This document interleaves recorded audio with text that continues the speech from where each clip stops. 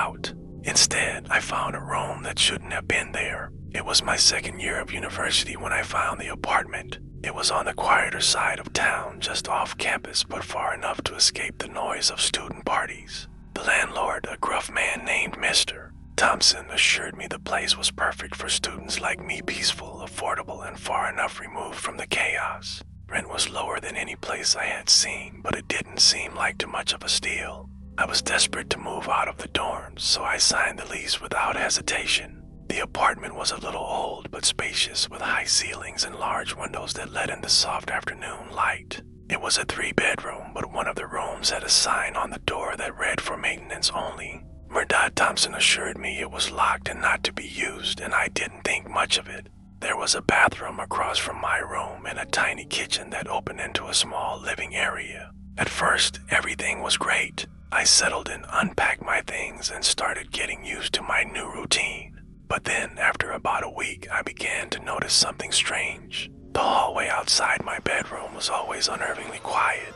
At night, especially, the house would settle with deep groans and creaks like it was trying to speak to me. I told myself it was just the house settling. Old houses made noise, right? But then, one night, I woke up to a muffled sound. It was faint at first, like a scratching noise coming from the other side of my bedroom wall. I tried to ignore it, but it was persistent, almost rhythmic. The sound of something dragging across the wall, slower and slower, almost like it was trying to crawl closer to me. I turned on the light and checked the room, convinced it was some kind of animal or a rodent in the walls. But nothing. The sound stopped as soon as I got up, and I convinced myself it was just a dream. The next night, it happened again. This time, the sound wasn't coming from the wall, it was coming from down the hallway, just outside my bedroom door. I lay perfectly still, straining to listen. There was a low scratching, followed by the sound of a door creaking open. I got out of bed, heart pounding in my chest, and went to investigate.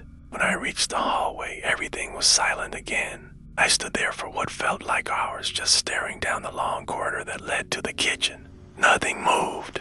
The apartment felt colder than usual, and I could see my breath in the air. I turned back to my room, but as I passed the door to the maintenance room, I noticed something odd. The door, which was supposed to be locked, was ajar. Just a tiny crack. I couldn't stop myself. I reached for the door handle, my fingers trembling, and slowly pulled the door open. The room was dark, except for the sliver of light coming from the hallway. First, it seemed like an ordinary storage room, dusty boxes, old furniture, and forgotten odds and ends. But as my eyes adjusted, I saw something that didn't make sense. There was a door on the far wall, a door that wasn't there when I moved in. It was small, with dark wood, a brass doorknob that seemed unusually shiny, and a small, faintly glowing crack around the edges. My stomach dropped. This room wasn't supposed to have a door, Dotmer. Thompson had said it was just a maintenance area. There wasn't supposed to be anything back here. I reached for the handle, my hand shaking.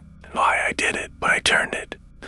Door opened with a soft, unnatural creak. Inside was total darkness. There was no way this door led anywhere. It was just a small, cramped space, like the room had been carved out of the building for no reason. The air was thick with dust, and a strange, sour smell wafted out. But something about the emptiness felt off, like something was waiting in the dark. I stepped inside, trying to shake the unease creeping up my spine.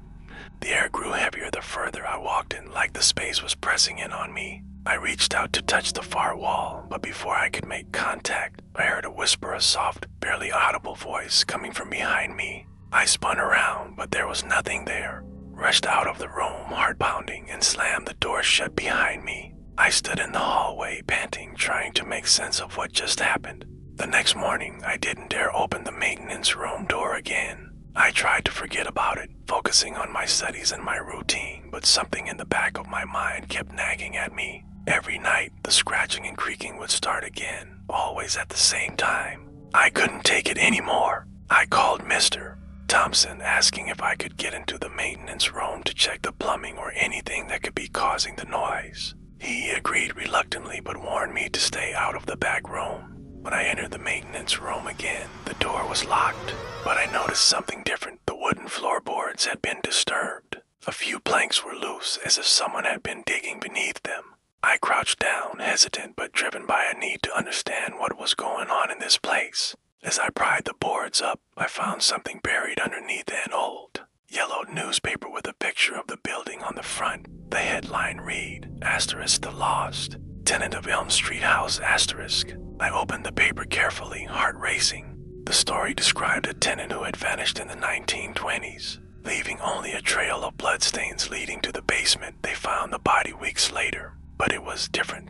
The paper said it had been inhuman and natural. Suddenly, the scratching came again, louder, faster, as if it was directly beneath my feet. I had to leave. I ran out of the room, slammed the door behind me, and locked it with a trembling hand.